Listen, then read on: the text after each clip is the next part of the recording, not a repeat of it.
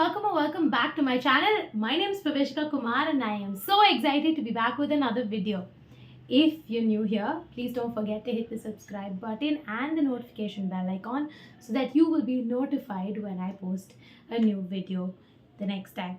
If you're not new here and you still haven't subscribed or hit the bell icon, do it so that you'll know that when I'm back with another video.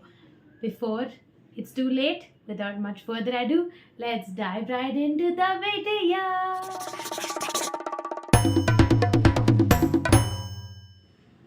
Firstly, I can't believe it's already June, which means we're halfway into 2024, and it's crazy, frightening, at the same time super exciting. It's crazy and frightening because I'm realizing that, oh my god, another year is going to end and there's so much left to do and so much that needs to be completed, so much to kickstart and all of that. But at the same time, I'm super excited because so far, when I look back in the last 6 months, I am very proud of myself for doing a lot of things and for coming this far and actually shooting this video in June.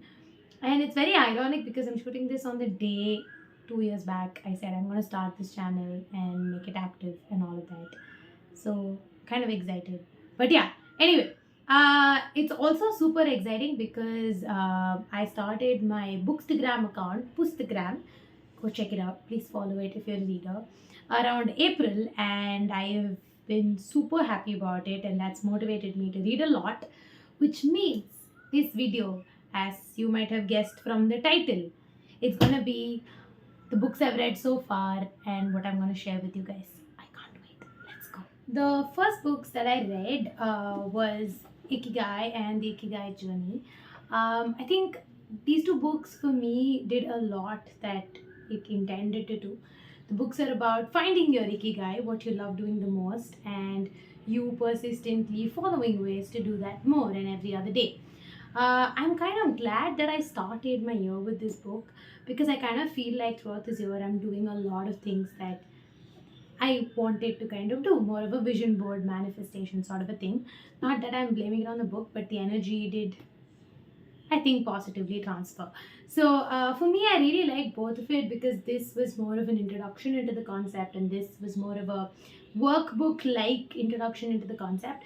It's a lot of deep thinking, and it's very very non-fiction. So if you're like, are you actually recommending a non-fiction book? Maybe this isn't so bad after all. So you should give it a shot. Okay, the next book that I read was a big hug to my soul.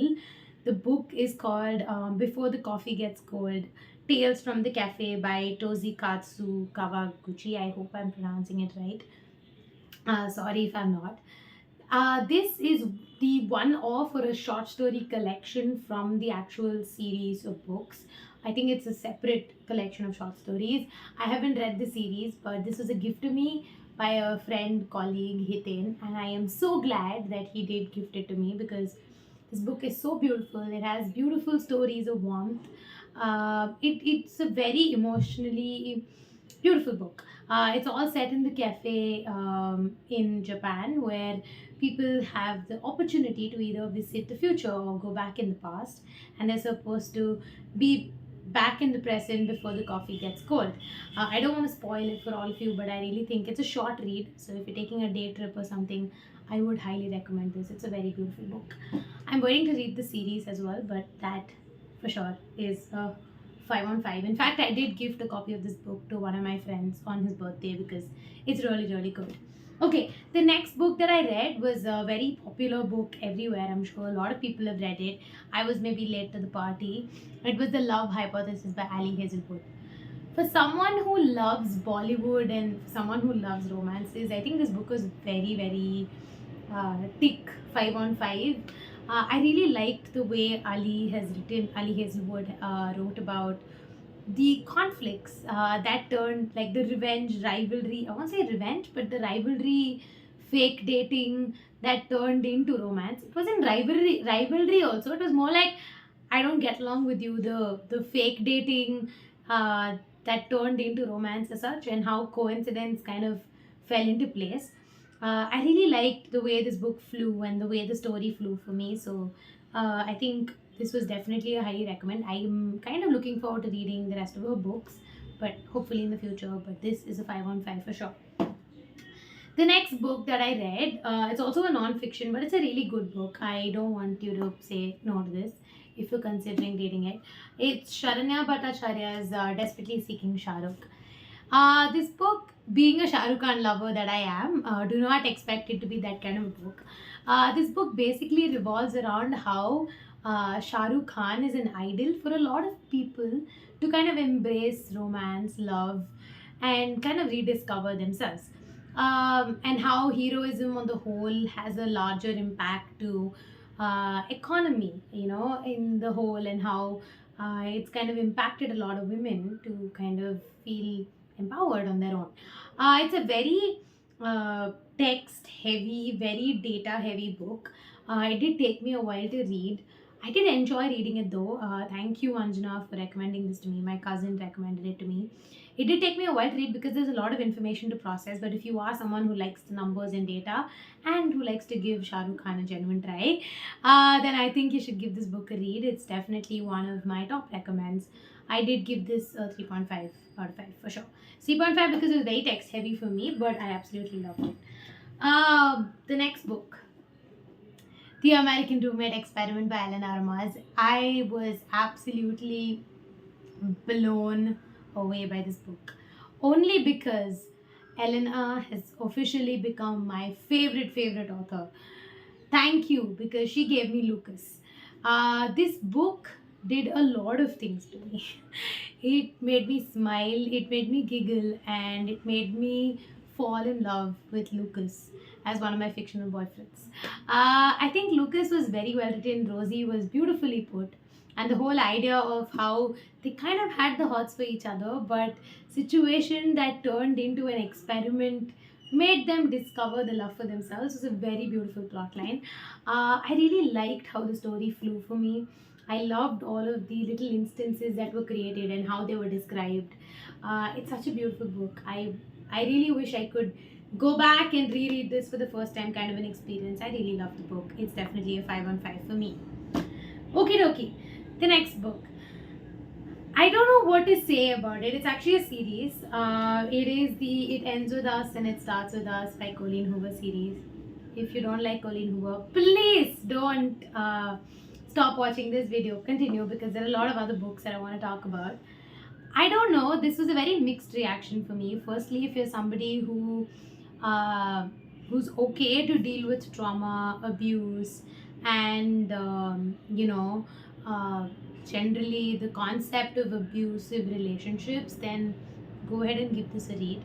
It's not a bad written book. It's not a badly written book. It's just that for me, the first book didn't work as much as the second did. I read this in a single day because I absolutely loved the way Atlas Corrigan was written. I loved his journey. I loved what he's become and what he represents. But the first book for me was a little too much to process on. Did I not like it?